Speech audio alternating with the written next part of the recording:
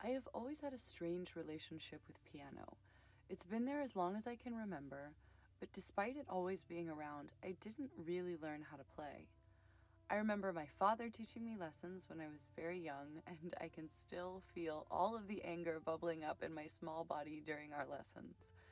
That went on for a while, but it soon became clear that lessons weren't going well, and so they stopped for several years. I still really wanted to play, so I would sit down for hours and teach myself songs by ear and watch YouTube tutorials on how to play different songs. I would even learn music by watching videos of pianists and zooming in on their hands, working to imitate them exactly. Eventually, my mother enrolled me in piano lessons. Unfortunately, this teacher just really was not my speed. So, she was a nice enough lady, but she was also incredibly boring.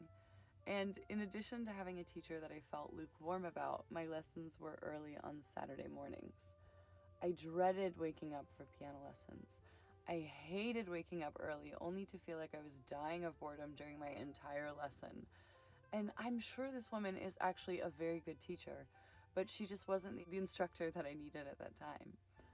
Fast forward several years, and I still wanted to be able to play piano, but I couldn't. Over time, I picked up books and I worked on and off a lot. I took some classes in college, which helped, and I even did lesson swaps with a friend for a while. Now that I'm a full-time musician, I can see how valuable piano is as a musical tool, but also as an emotional outlet. I've been working steadily to build my piano skills, and I'm finally, for the first time in my life, getting to a point where I can start to have fun. It seems like I don't quite yet have the technical chops to support the type of music that I'd like to play, and that's where my 30 Days of Scales challenge comes in. For the next 30 days, I will have a deep focus on scales. We're at the end of the first week, and I can already tell that I've made a lot of progress.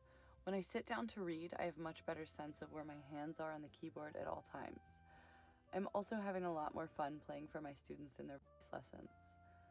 This challenge has proved to be quite an undertaking, but I'm sure that it's an excellent first step to my goal of reaching a high intermediate level of piano playing within the year. Thank you so much for following along. I hope to see you again soon. Bye!